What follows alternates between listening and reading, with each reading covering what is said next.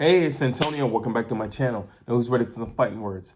In this video, I want to do a fight breakdown / prediction for Inoue versus Fulton. This video has been asked of me for some time, and I've been just patiently taking my time trying to make sure everything is right. So I hope you are satisfied with this video. I did put a lot of hours into this. Really quick, if you like the videos, please take the time right now, subscribe to the channel if you haven't already done so. If you have, thank you. And if you're new, welcome and thank you. Also, if you hit that thumbs up button, it really does help support the channel. And I guess without further ado, let's jump into this thing. Well, also, if you are new, let me explain how I do things. Basically, I put both guys side by side. I run down a list of attributes. Whoever has more points in the end, that's the individual that I'm going with. All right, so let's jump into this thing. Let's start with experience. Basically, it's basically a tie. I mean, I think Inoue has like 3 more fights than Stephen Fulton. Inoue has like 24 fights. Fulton has like 22 or 21 or 22. So it's basically the same. So when it comes to experience, I feel like they're equal at that point. I will say that Fulton has faced a bit more tougher opposition, being that he's faced guys who are or were undefeated when he fought them. But again, those guys were also, a few of those guys were young. So I'm going to leave it at a tie. Speed. I would definitely give this to Stephen Fulton. Not only would I give it to Stephen Fulton, just like a physical factor. Now, granted, Inoue is coming from a smaller weight class, so obviously he naturally would be the faster guy in the fight. But keep in mind, he's moving up in weight, and I guess one of the questions that is going to have to be asked is, has he fully developed into that weight? And how does he move and form into the weight? Is he going to be sluggish? Is he going to hit harder? Will he still have his speed? Some guys move up, they don't have their speed. Some guys move up, lose their power. Some guys move up, have more power, but don't have any speed. So there's a lot of factors and questions to be asked of Inoue in him moving up. However, when I think about speed between these two, because the reality is both of these guys are really, really fast. So to say one guy is faster, all right, we're talking about what, milliseconds at best? You know, both of these guys are fast. Both of these guys are known for their speed. So when I think about speed for this particular fight in this particular fighter, Stephen Fulton, I think about something that Paulie Malignaggi once said, because he was regarded for his speed and he was not regarded for his punching power at all. And he said, when you don't have power, but you're fast, you rely more on speed and you basically work in a way that accentuates your speed factor. And that makes sense. Now, that being said, I still have to give it to Stephen Fulton because obviously out of the two, Inoue is the one packing the punch and Stephen Fulton is not. Now, I do agree with Stephen Fulton when he says, well, nobody's walking me down, but still, he's not laying people out. He's not crumbling people. He's not demolishing people the way that Inoue is. So therefore, I got to give speed to Stephen Fulton. Power. Okay, I just said it. We all know it's going to be Inoue. That, in a lot of people's eyes, this is his only way of winning the fight. Now, I totally disagree with that. But let's just face it. This is what the man's known for. He's known for beating dudes up, rearranging their faces. That's what he does, and he does it very well. He is a bone crusher. He is a monster, and he has shown that he's a monster time and time and time again. So, yeah, when it comes to power, I don't think I need to go in that anymore. I mean, he's got 24 fights. He's got 21 knockouts. It's Inoue. Defense. Now, again, part of the problem with doing a fight breakdown and a prediction for these two would be that nobody is like, okay, one guy has 10 points, but the other guy's only at 9. It's not like you're 5 and I'm 10. There's no shutouts here. That's the difficulty of these two fighting. There's no area really where there's a shutout unless we just talk about power and destructiveness. There's no real area of shutout. And this is no different. When we're talking about defense, well, Inoue has great defense, actually. Like, he has great defense. He has great timing. The only thing that would separate these two when it comes to defense, when I think of Stephen Fulton, I think he uses all of his limbs for defense. And what do I mean by that? That means he has head movement. That means he knows how to catch and parry shots. That means he knows how to slip shots. That means he has great footwork. Sometimes there are guys who use their footwork as their defense. Floyd Mayweather uses footwork as his defense. Prince Nassim Hamed uses footwork as defense. There are guys like that. Roy Jones Jr. uses footwork as defense. And when I look at Stephen Fulton, he uses all of his limbs as his defense. Anyway, he's slick, he's slick, but I feel like he's just great at managing distance. He's really great at managing distance and kind of dictating where the fight goes. As opposed to Stephen Fulton, once again, not being the heaviest handed guy in the world, he has to use his defense in multiple ways. In which case, I gave that to Stephen Fulton. I hope that makes sense. Conditioning. Again, both of these guys have great conditioning. So why am I giving this to Stephen Fulton? Why? Let's see. Only because of his high work rate. I feel like he has a very high work rate. I feel like if pushed to the edge, he can produce a high punch output. And he can do that consecutively throughout the rounds. He can do that in a 12-round fight. Inoue will slow down at some point, but then again, he's never really, unless he's got a guy hurt, he's never truly accelerated. So I feel like Inoue is just a great power manager of his energy, while Fulton can go 100 miles an hour if he has to. And once again, speaking of polymyalgiology, that's one of the things that a guy who doesn't have a lot of power would have to do. He knows it's going to be a marathon. He knows I might not be knocking you out tonight. So I'm prepared to go the 12 rounds. I'm also prepared to do enough to show these judges that I'm winning these 12 rounds as well. Because more than likely, I'm not going to knock you out. Let's see. Endurance. Now, both guys have been put through it. Both guys have had tough fights. But no, the Donaire fight with Inoue was I'm sorry. When it comes to his durability, I got to give this to Inoue. He got a fractured orbital bone. His nose is broken. Not only that, he couldn't even see straight. We're talking about round 2. That means you got to go the rest of the fight, and it goes the distance. You got to go the rest of the fight seeing 2 individuals, not 1. And he wins. Durability. Take a licking, keep on ticking. Durability. The dude is a tank. He's not just a monster. He's a tank.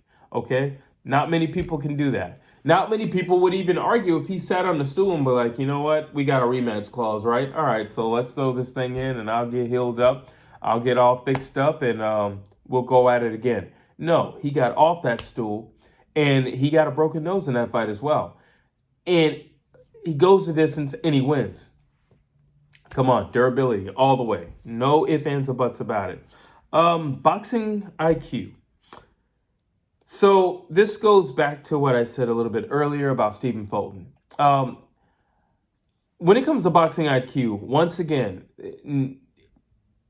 no guy in this video is going to trump the other guy by anything. It's going to be, well, you just have an extra point. He had 10 points. You had 9 points and he has 10 points. So you just have an extra point. And case in point with this one as well. Boxing IQ. I think both guys are extremely well versed in their craft and their field. And I think it's very evident. When it comes to Inoue, it's very evident. When it comes to Stephen Fulton, it's very evident. However, I have to go back to this again.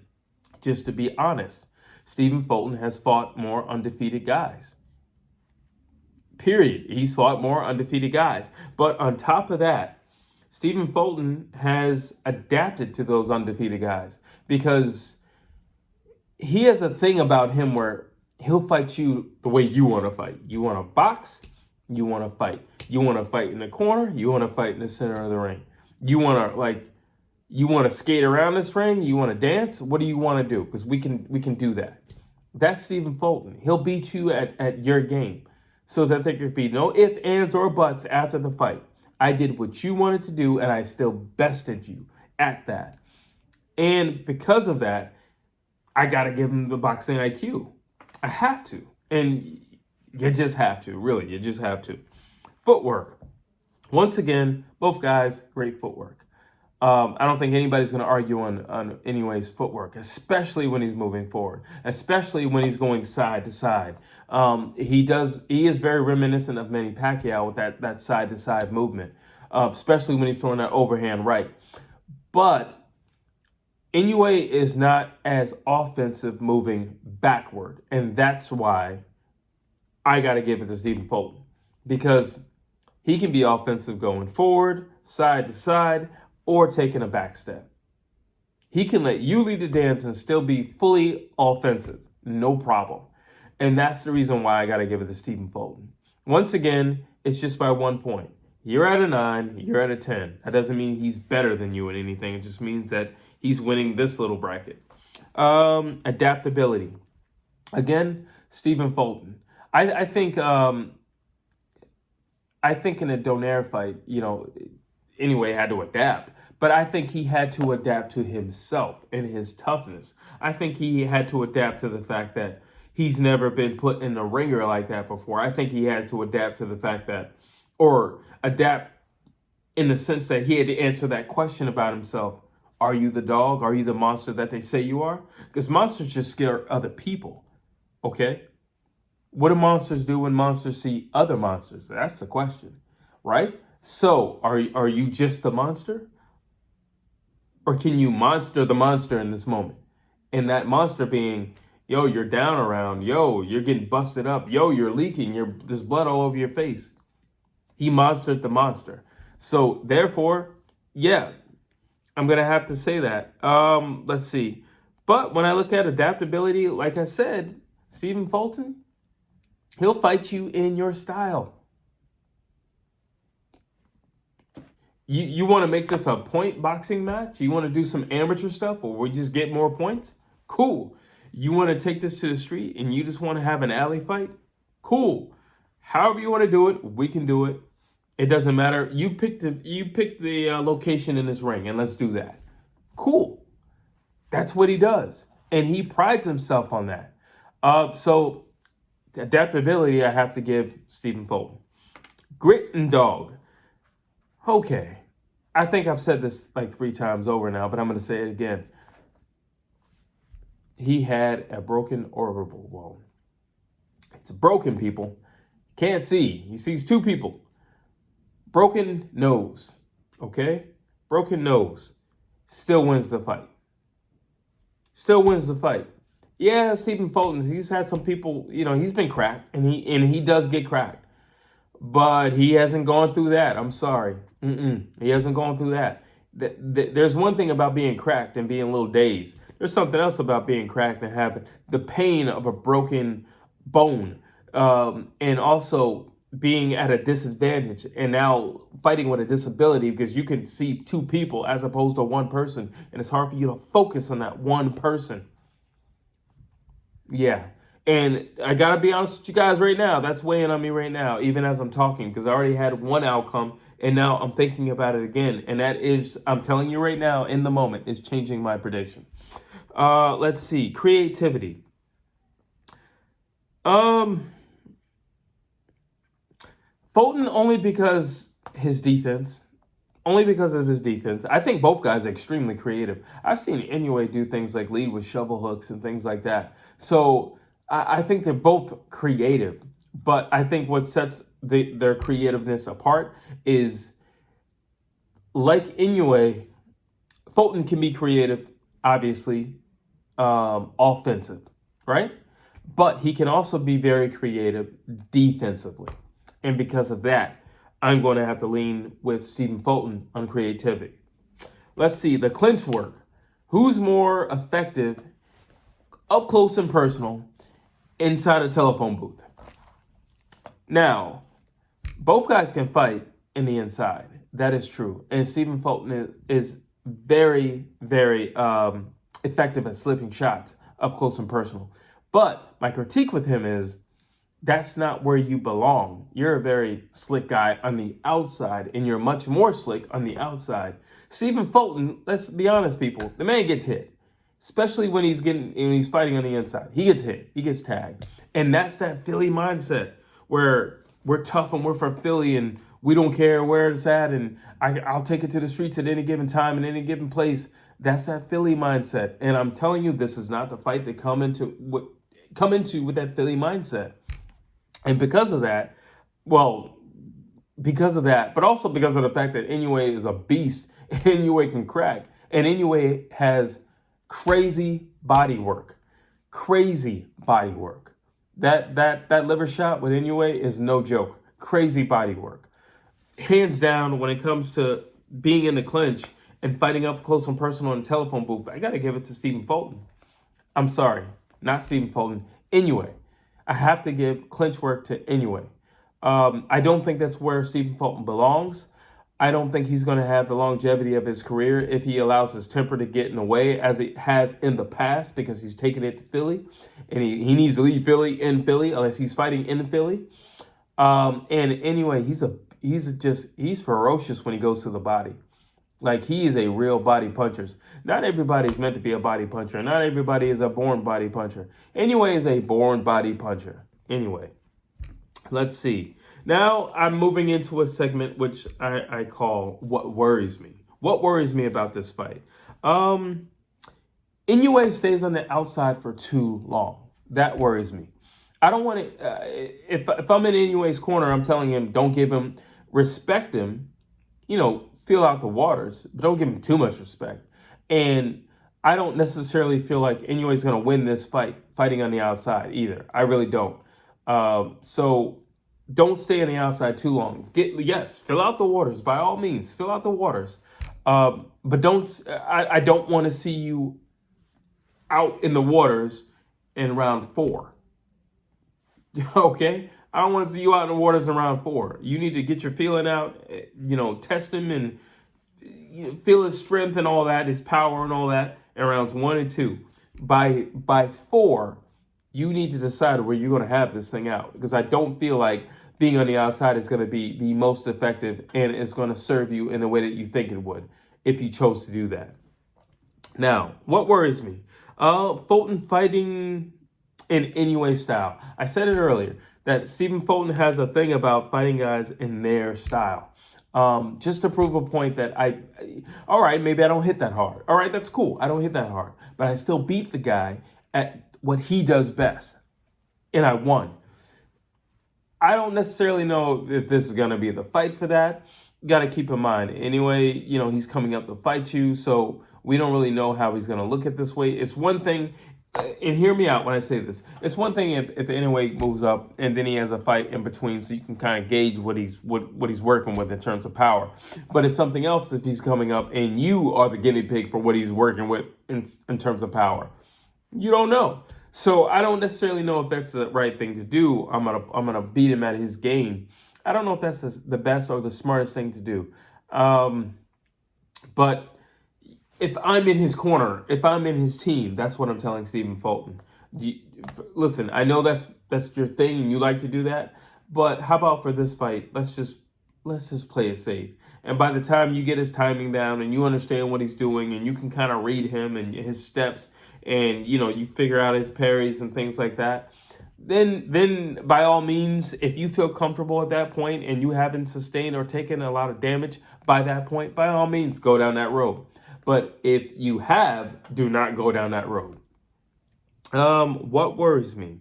Let's see. Inoue being too aggressive early.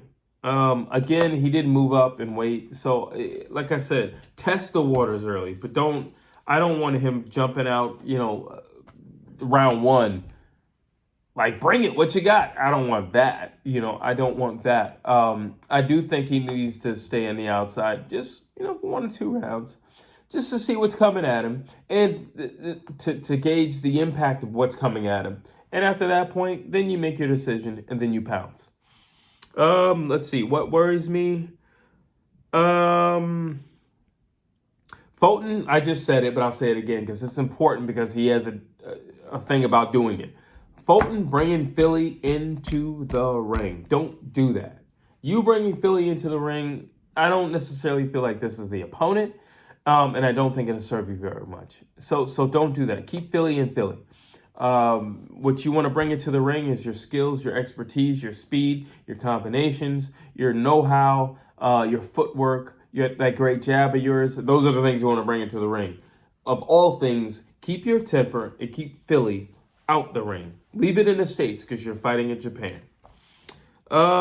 Now, if you're new to the channel, I like to talk about the mindset of fighters a lot. So this is a segment that I call the psychology.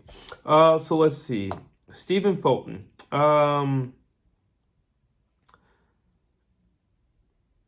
Fulton to, let's see. Here's the problem with Inoue and Fulton. They come from two completely different places, right? So Fulton is, like I just said, he does have a temper. And like most Philly fighters, they all have tempers, all right? So he's not new to that, all right? Here's the problem with that. When you look at Inoue, you see somebody who looks like he could be in some boy band. You see in somebody who he's not shy. He's just a very reserved person. You have to understand cultures. Japan is a culture that's all about respect. So they're not big on like dissing people. They're not big on trash talk. It's more about respect. That's why they bow and things of that nature. It's all about respect. Yeah, we're going to fight. And yeah, we're both pugilists. And yeah, we're going to get it on when the bell rings. But I don't have to disrespect you before that. I don't want Stephen Fulton looking at that like, oh, he's afraid of me. He's not afraid of you. And having that Philly mindset and that temper that he has and that thing inside of him that says, I'm going to best you in your style. When you have all those three things coupling together at one time, he can go to Japan and see a smaller Inoue bowing, and it's like, oh, he's afraid of me. Great. I'm going to work on that. Doesn't mean fear. Understand cultures. You're coming from America, where if you bow, you could get your head busted wide open or something stolen from you. You're going to Japan, where bowing is a custom. And respect is a big thing, and it goes really far. So understand where you're going. And that's very important. And let me knock this one home for those who may not fully understand what I'm saying. Andy Ruiz, AJ, Anthony Joshua, their first fight. Andy Ruiz says, hey, you think I can hold your belt? And AJ's like, yeah, you're short and pudgy and I'm big, strong, and I look like Black Hercules. Yeah, sure, you can hold my belt. It's not like you're going to actually wear it one day. And he allowed him to touch his belt. What did that do? Psychologically, Andy Ruiz has always dreamed of being a unified champion, right? Every fighter does. So obviously he has. Well, now that he's holding it, he not only dreams of it, but he's held it. Now he can conceive it because he's held it. But on top of that, Andy Ruiz he talks really soft and nice, and he's very polite. And AJ's making his U.S. debut. So by being really soft and polite, because now remember, AJ was going to fight Big Baby Miller. Baby Miller injected himself with everything but the kitchen sink, so he was pulled out. Andy Ruiz comes in. So Andy Ruiz comes in with this soft voice, this pudgy body, and this attitude like, I'm just happy to be here. And because of that, I personally think, psychologically speaking, AJ was so thrown off guard by his physical appearance and by his tone of speech. And then the audacity to say, hey, you think maybe I can hold a belt? That's something that a child says when they see their favorite athlete coming down the street or something. What do you do when the child says it? Yeah, sure, kid, you can have an autograph. Yeah, sure, kid, you can feel how big my muscles are, my biceps. Yeah, sure, kid, you can take a picture with me. And that's the same mindset I honestly feel to this day. I still feel this. AJ looked at Andy Ruiz. Oh, little guy, yeah, sure. Because it's not like you're ever going to actually win one of these titles. So yeah, by all means, take a picture with it. And by doing that, he let down his defenses and he gave hope to Andy Ruiz. By doing this, Stephen Fulton can go over to Japan and say, hey, he's bowing to me. Okay, great. I got this one in the bag. He's smaller than me and he's bowing to me. And he's not like every time he opens his mouth, he's always polite. He doesn't say anything rude. I got this one in the bag. You can put yourself in a situation where you should have been uncomfortable, and because of the customs and because of the culture, you're now comfortable. And then you get in there the night of, and he turns into a freaking monster. Now, let's see. Fulton, again, psychology. Fulton has a chip on his shoulder. I feel like he's had a chip on his shoulder for a lot of fighters, but I especially feel like there's a chip on his shoulder for Inoue. I feel like, it's something that he said in his interview with Brian Stann on the Last Stand, where he said, Brian's like, Inoue's knocked out a lot of guys, and, he's really coming up. He's an animal. He's a monster. And Fulton said, yeah, they're only saying that because he's Japanese. And I don't care what culture you are. I don't care what race, what color you are. That doesn't mean anything. It's man versus man at the end of the day. I don't care what texture of hair he has. I don't care where he grew up. I don't care who he's related to. There's two men in the ring. The other man is a referee.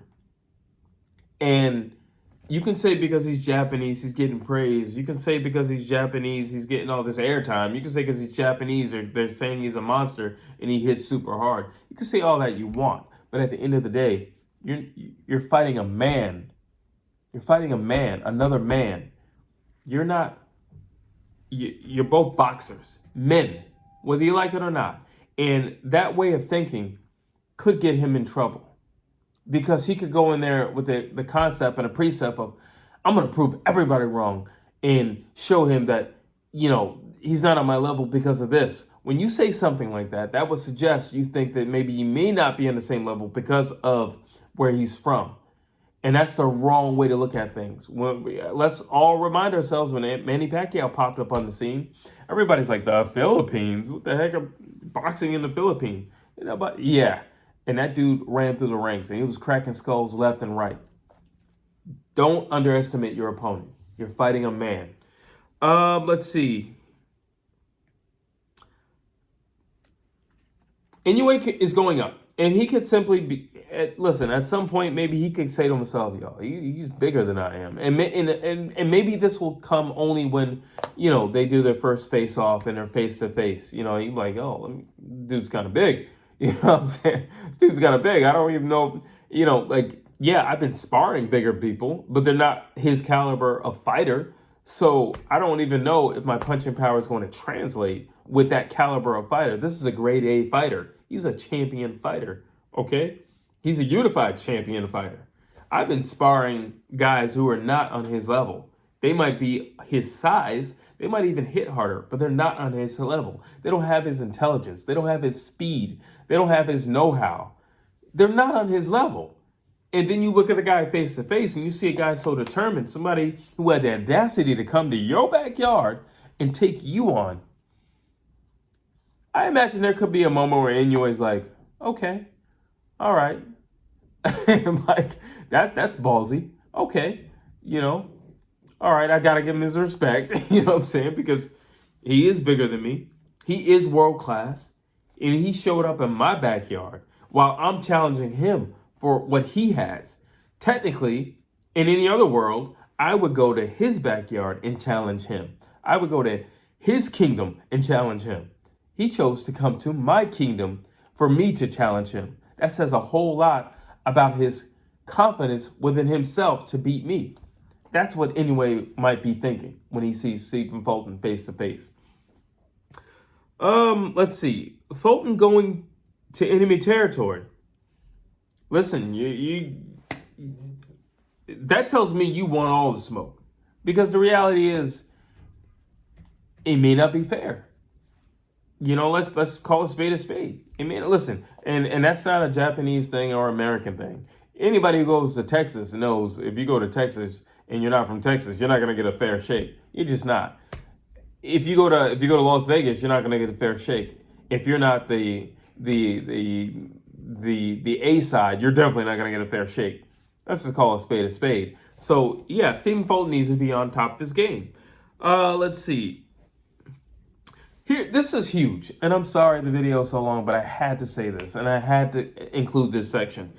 Inoue, it was raised in a culture that honors honor.